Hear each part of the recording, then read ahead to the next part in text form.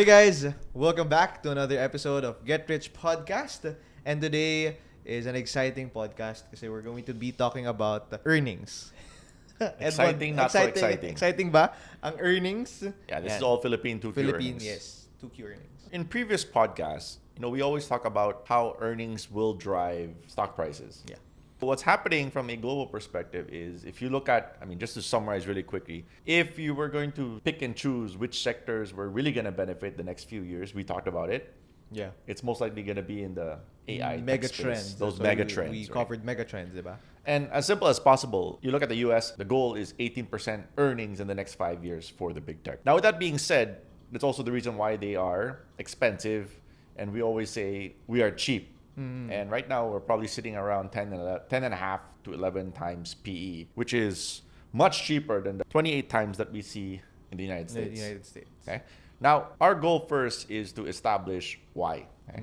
So coming into 2Q earnings, our expectations were a little bit higher. And the main reason why, it's because we're coming from a election spending quarter. And normally election spending, usually you have better consumer earnings in a nutshell. And then normally the other sectors also post better than they were in the previous years. Maybe we can start off by the consumer sector, because for me, this was the biggest concern.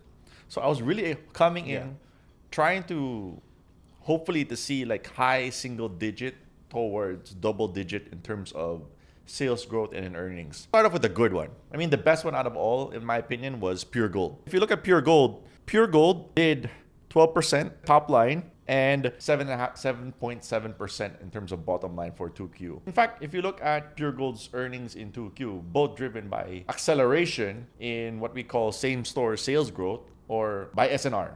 Puregold is really divided into two categories. First is the Puregold, which we all know. Second is also SNR.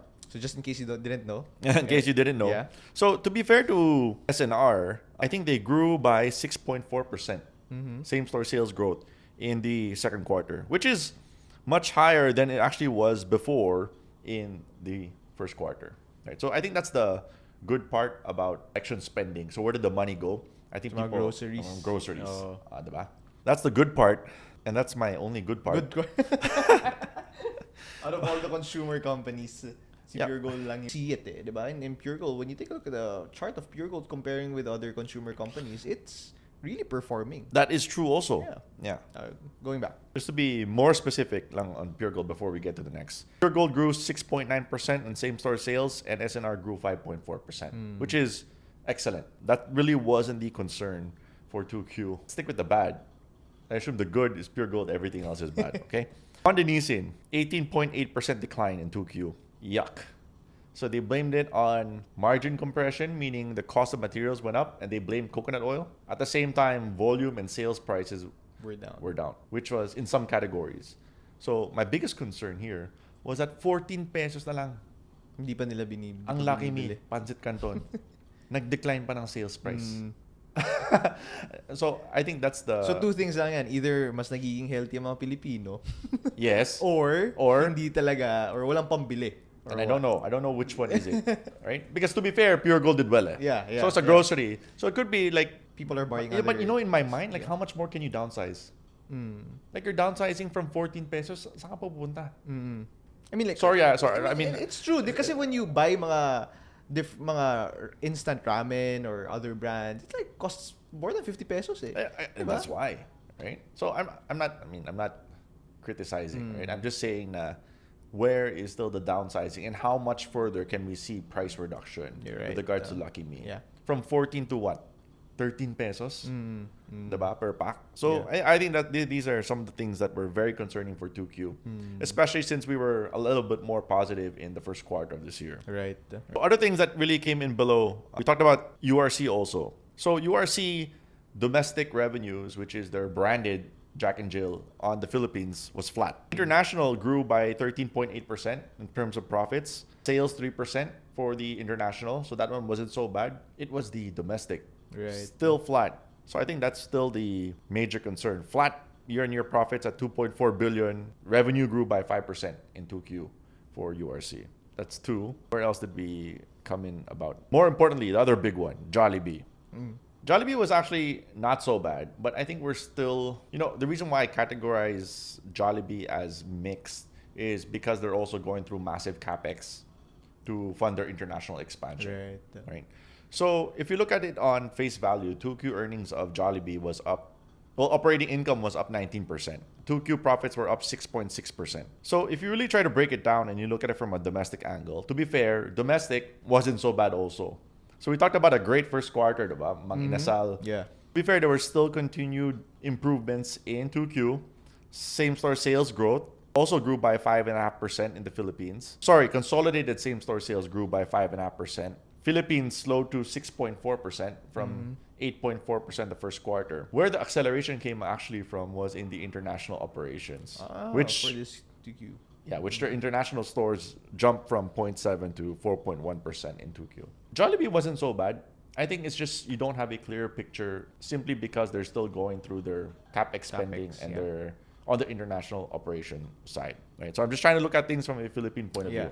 I guess one of the biggest concerns for me, this company has always been growing by double digit. Okay. In fact, this company went from 4.3 billion to 6 billion over the last 3 years. They've actually done really, really well. Last quarter was possibly one of their worst quarters I've seen in a while. And that company is CNPF. So, which is the Century Tuna.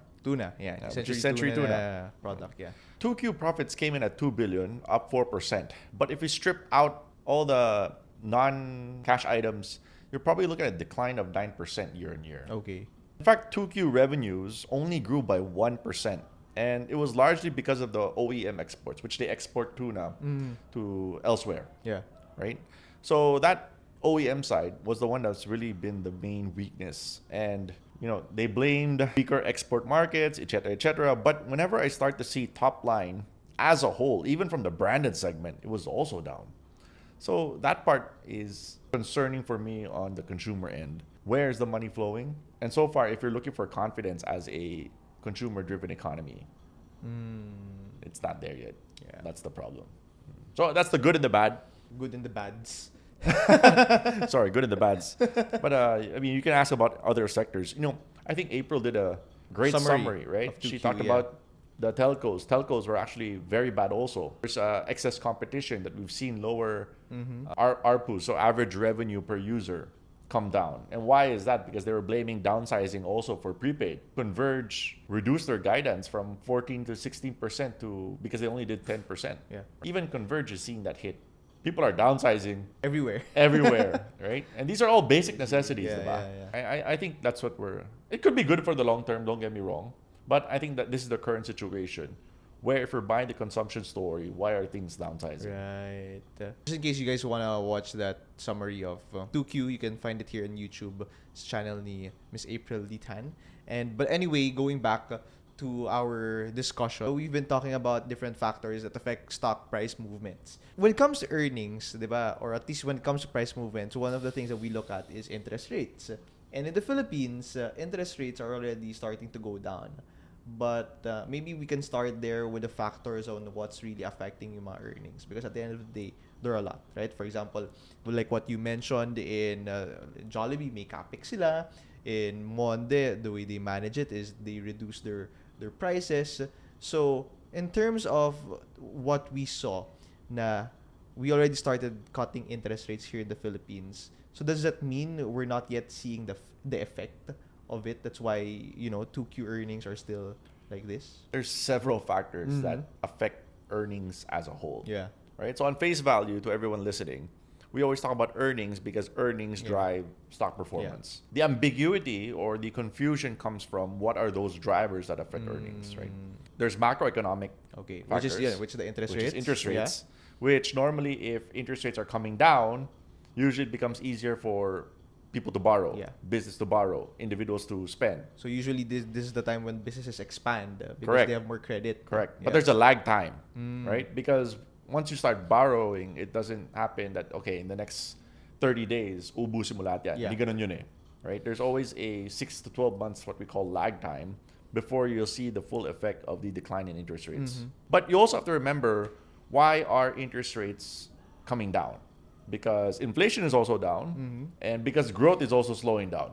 Simply put, So you don't have interest rates coming down when the economy is great. Yeah.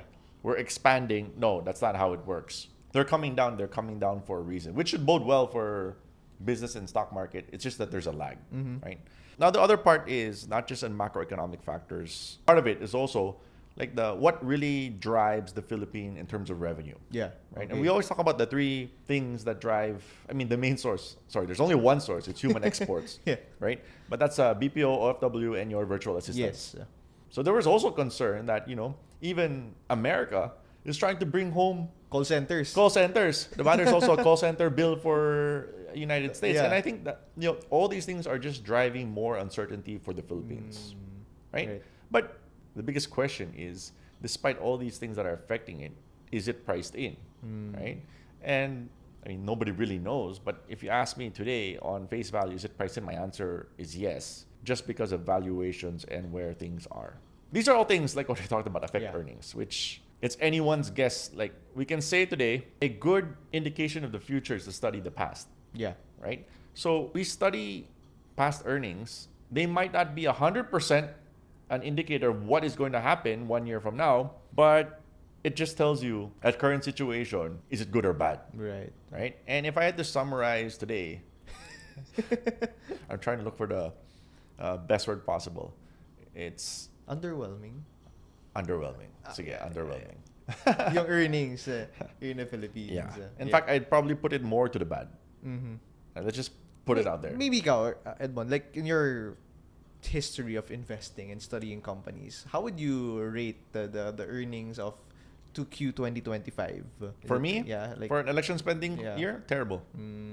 Well, I didn't know. I didn't know it was going to be this bad, to be honest. Right? I kind of expected more. like, diba, like estimates pa lang eh. I think everybody was expecting at least, exactly. a better earnings season eh. Just to give people context, right? Talked about Century Tuna from 4.6 billion to 6 billion last year. Yeah. To give everybody context, the estimates for next 2 years was 7 billion and 7.9 billion. Yeah. So people were still expecting close to 10 to 11% CAGR for CNPF. The next 2 years. Right? They did 1% top line and they had negative bottom line. So does that mean, for example, if the estimates are like that for the next 2 years, and then this quarter is bad, though, would that mean like the next quarter babawi sila or the fourth quarter? See, that's the thing. Yeah. When people are making earnings report, it's always based on obviously coming from the perspective of the corporate. Yeah. Which is correct. But when corporates make a 5-year plan, alangang gagawa ka ng 5-year plan na single-digit growth. Kasi maghahabol ka pa. Diba? I mean, when we're gonna make where we're heading 5 years from now. Should be consistent. It should be consistent. Okay, we're aiming for double-digit growth. How are we gonna achieve it?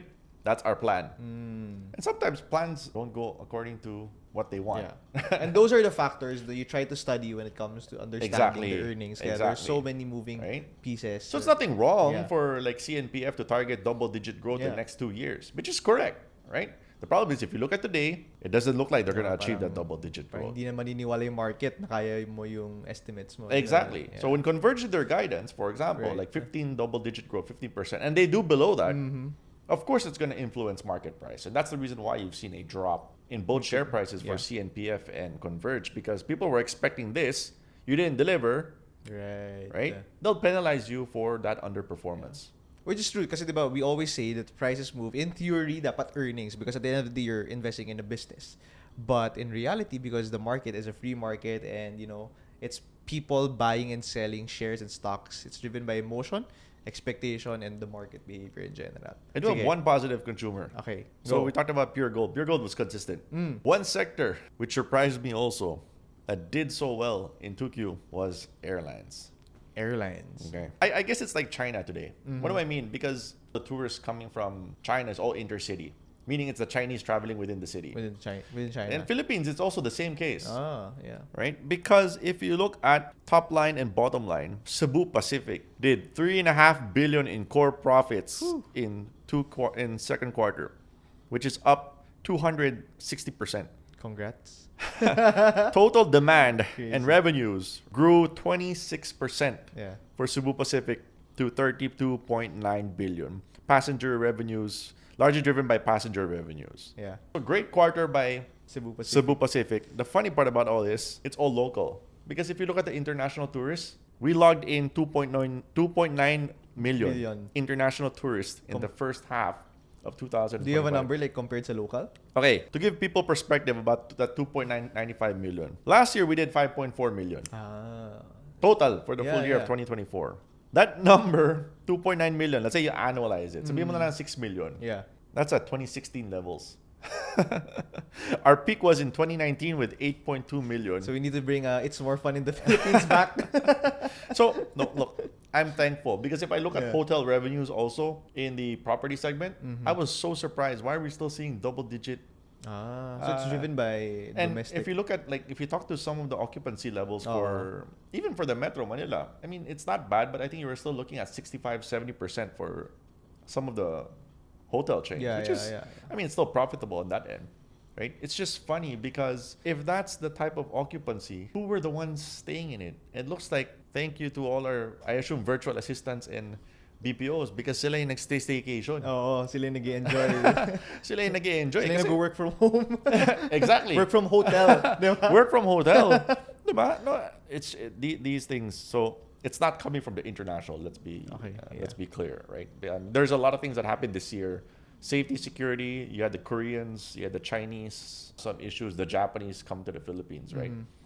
I mean, hopefully that changes in the next second half of this year. But what was really driving tourism was local. The local. It's a good analysis that we can point out to na, okay, if our consumer sector is going down, like earnings are weak, and then yung tourism natin is going up, or at least Cebu Pacific, and then would we also consider that the other sector that's also going up, dun napupunta yung money flow? Because again, diba, it's all about the money flows. Like in the markets, prices move because when money comes in, at the same time, it drives earnings. Like if people spend or use their product. So I think we know what sector is also has a high growth. Does that mean mga Filipinos, it's either they just do that or they travel all around the Philippines? We always talk about trickle-down. Tourism, it's not like manufacturing. Don't get me wrong, tourism is still trickle-down effect. Yeah. So you build a hotel, you provide jobs, you operate it, you provide jobs. Yeah. You boost the local economy. And those people who have jobs, spend, eat, etc., etc. That's what we call about the multiplier effect. And you don't want it to stop. That's the thing. We always talk about SM, for example, right? SM is doing 80 billion in the malls, another 80 billion BDO plus, whatever they're. We always talk about they cannot stop spending because once they stop spending, yari na ang buong Pilipinas. Right? So it's also in the same thing that whatever they're making, they're trying to reinvest it so that the entire Philippines provides also additional employment, etc., etc. Right? And I think that's very important for everybody to understand because people criticize them for being too rich, being whatsoever, right? But you also have to understand we as individuals rely on them unknowingly. Because if the Taipans, we talk about SM, Gokong Wei, Ayala, if they stop spending, yari talang buong Pilipinas. I mean, they could just say na, hey, I'm making too much money. O sige, stop na ako. Okay na ako. Enjoying ko na itong 80 billion na kinita ko last year. Diba? Totoo naman eh. Diba? Yeah. But I'll tell you, they cannot stop spending. Because the moment that they stop spending, the Philippines will be in great danger. And I say that like with an emphasis on danger. Because if they stop spending, then employment, etc., will stop. The velocity of the economy will just stop, which obviously they cannot. Yeah, that's the reason why we always talk about the lifeblood of any economy is business. That's true. And business needs to thrive and grow. Yeah, talking about all the things about earnings and everything about the market, but at the end of the day, these are the things that's external factors that's happening in our lives. So at the end of the day, investing is still a personal thing. There are things that in life that we cannot control, and ito yun, earnings. Unless gumastos tayo ng gumastos, macro environment, interest rates, whatever the central banks are gonna do. So, but what we have control on is our portfolios. When to buy, when to sell, when to add. So maybe we can take a look at that. So this 2Q earnings, now it's going bad, below estimates, something that we should fear. Magbebenta ba tayo, or how do we look at our portfolio? Great question also. Yeah. Whenever I look at any company, I always get this question, should I sell now? Yeah. Or takot makapangit eh. Do I sell now? So I tell people there's always two parts, right? Whenever I view any company. First is where you are based on behavior or what people are pricing in. Yeah. And two is valuation. So many companies that are up there, So case in point, the strongest sector in the last 3 years was the bank. Because the banks just made too much... benefited from the higher interest rates and made so much money on the casa, right? So the banks went up 80% the last few years, right? And now they're coming from a very high base. Growth started to slow down in the first and second quarter. You saw a short sell-off that happened, right? So I asked the question, first is, do people know that they're doing well? The answer is yes. Yeah. So question is the business in danger? And my answer is no. The other part then is valuations. Is it excessive or is it fair? Right. So maybe when it was at its peak, you could say that they were a little bit excessive, right? Nothing scary, don't get me wrong, but it's nothing excessive. In fact, if you look at the big banks, they're still trading at 1.3, 1.4 times price to book today. It was just recalibrating, in my opinion, right? So if you're telling people to top slice because you're at a high base and valuations are a little excessive, then the answer is yes, you should top slice. Yeah. Now it's gone down. They're still going to make 70, 80 billion. Yes. Let's be clear. So it's just coming from a high base. It's settling down. So on the valuation side, it came from a little excessive. Now it's actually fairly valued to a little bit more to the cheaper end, right? So if you ask me, there's nothing to top slice on that category. Yeah. At the same time, where you see things that just, boom, parang nawala. So to answer your first questions, like live casinos towards online casinos, online gambling, diba? Yun ang tinamaan. Kasi biglang nawala ang negosyo eh. In fact, GGR for Bloomberry, I think was down 30% in 2Q this quarter, right? But they've been falling for a while. It's also the reason why the stock price fell from, I think the peak, 11, 12 pesos last year to something. 2 pesos. 2 something, right? Because it fell because one, on the first part, what were people expecting? It was expecting like a slow transition. It was really fast last year. Valuations today were slightly expensive at that time. Now, just re-rated back down. I always tell people there's always context to it. I can't just tell you, okay, top slice kasi pangit ang earnings. Right? Baka alam na ng tao yan. In the case of Bloomberry today, pangit ang earnings nga. But I'm telling people, alam na ng tao yan eh. Yeah. Valuations today are already telling you they're not expensive. They're relatively cheap. But they're cheap for a reason. Yeah. So these are things that I always take into consideration. One thing from this discussion that they could take a look at their portfolios, that try to understand it in at least a mini top down. Start with the sectors that they're holding. For example, banking. But I think another thing that I would like to add for that is the growth.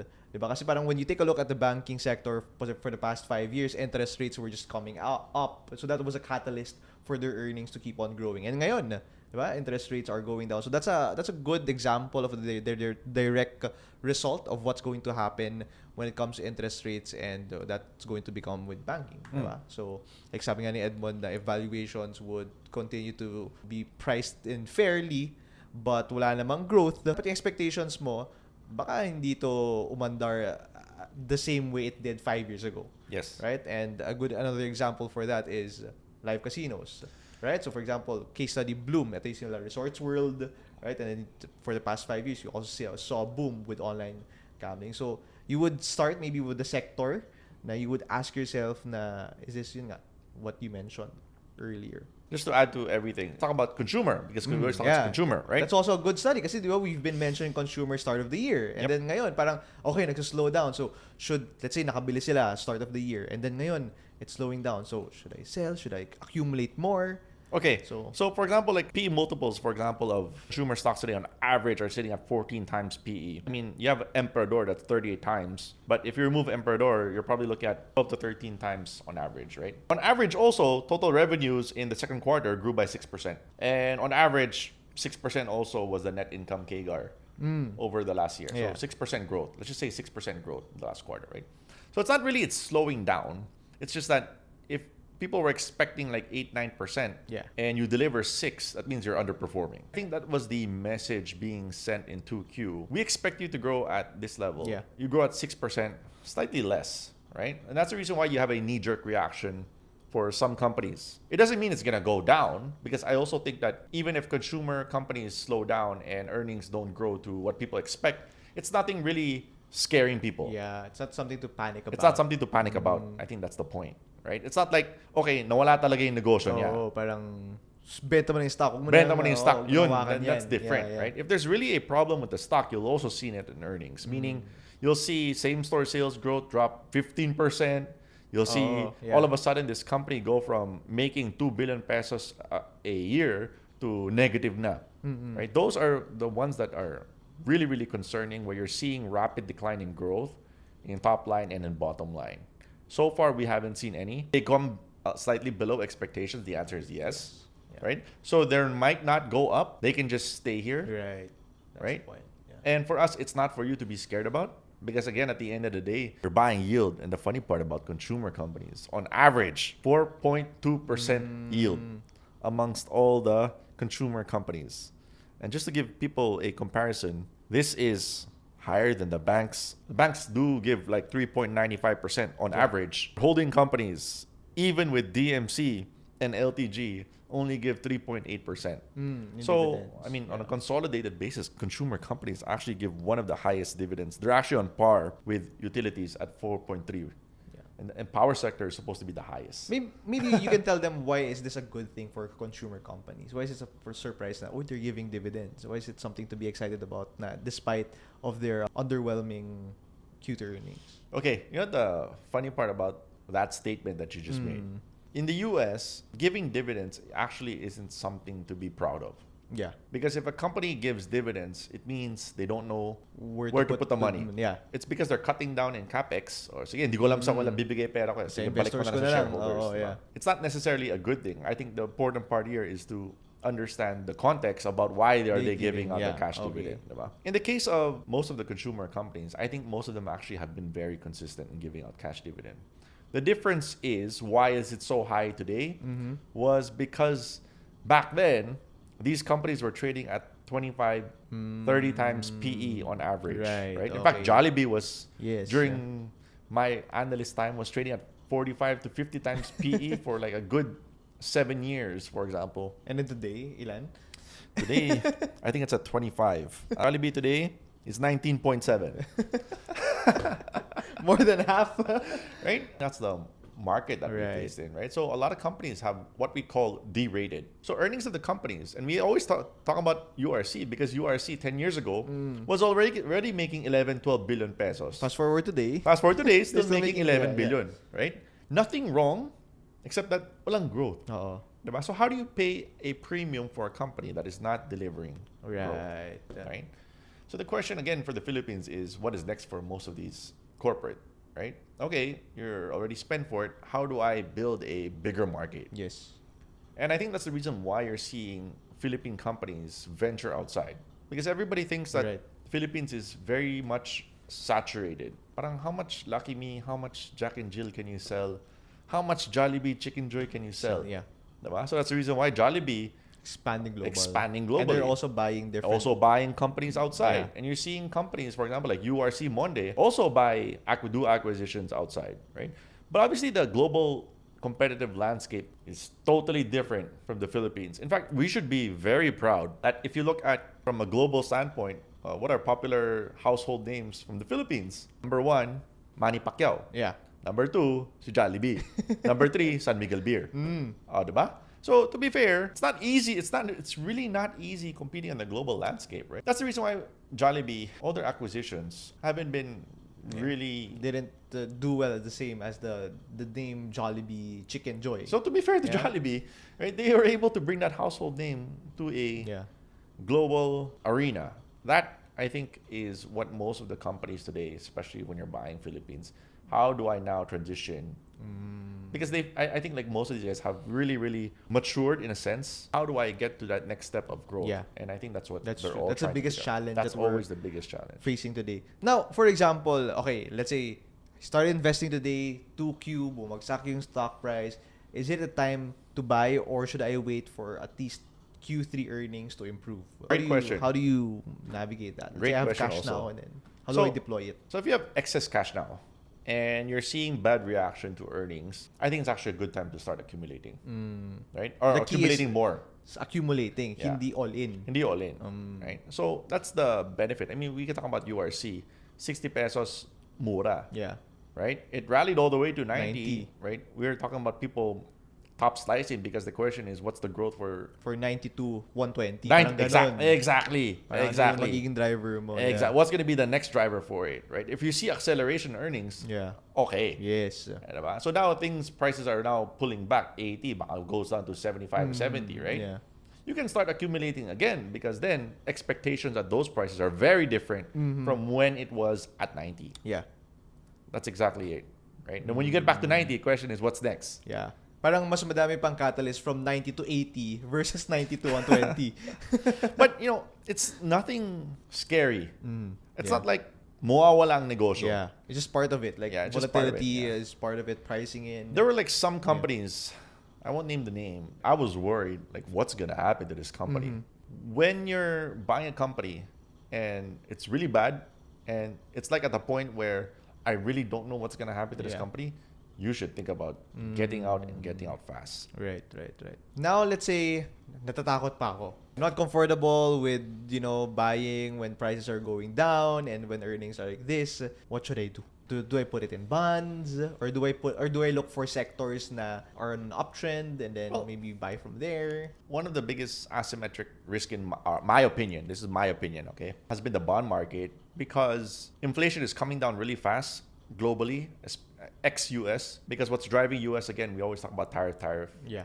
and core goods and services have been going up because of tariffs.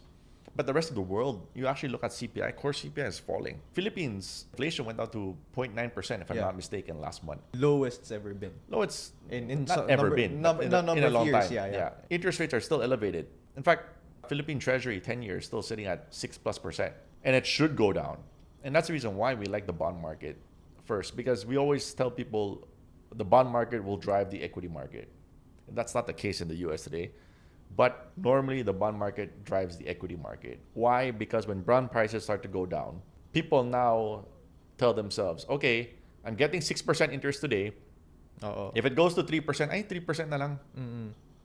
Diba? So if I'm only getting 3% interest rates, for example, today, you tell yourself, ay, maliit, parang kulang. I'll start speculating or investing or looking for higher higher return asset. And that's the reason why premium stock market start to flourish also, because as bond yields start to go down, they look for alternatives, and that's what happens to the stronger PSE, which is what happened from 2010 to 2020 when interest rates were near zero in the US. Interest rates or the 10-year treasury in the Philippines was 4%. Kulang eh. So then we start to speculate. In the equity market na. One of the things that I try to do and tell people on how to at least navigate the markets, and because at the end of the day, diba, investing is really a discipline that you need to practice. So yes, today is a challenging time, or at least you have all the reasons to be bearish or emotional about your investment. So one of the things that I try to tell people is still mag-deposit ka pa din sa investment account mo. It doesn't mean, diba, it's like working out. It doesn't mean na if tinatamad ka or masakit, let's say sore yung upper body mo, hindi mag-leg day ka.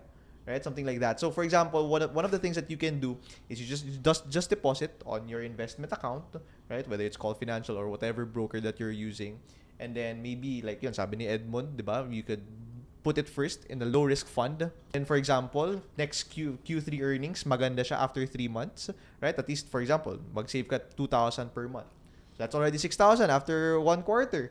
Diba? And then you can use that 6,000 to look for better companies that released better earnings if you're that kind of person. Yeah, because there's so many ways that you can still practice your investment discipline even if markets are ugly. Because lagi natin sinasabi, there are so many opportunities, and that's why we're doing this podcast. And just to add, because I think that's a great way to end this podcast. If everything was doing so well, you wouldn't have share price at today's level. Right. The reason why we're having valuations today, it's because there's so much uncertainty. Business isn't so good, and the economy is really slowing down. If you resolve all those three, you would have the markets at 8,000 at 15 times PE, not at today's level. Let's be clear. There you have it. That caps off our podcast for today about 2Q earnings. And if you enjoy this, if you have any suggestions, any mga topics na gusto nyo, please comment down below. And we also have a new segment. It's called Market Movers. So just in case you haven't watched those, it's a weekly update on what's happening in the global and local markets. Anything else, Edmund? No, I think that's pretty much it. So see you guys. All right. Thank you, everyone. Episode.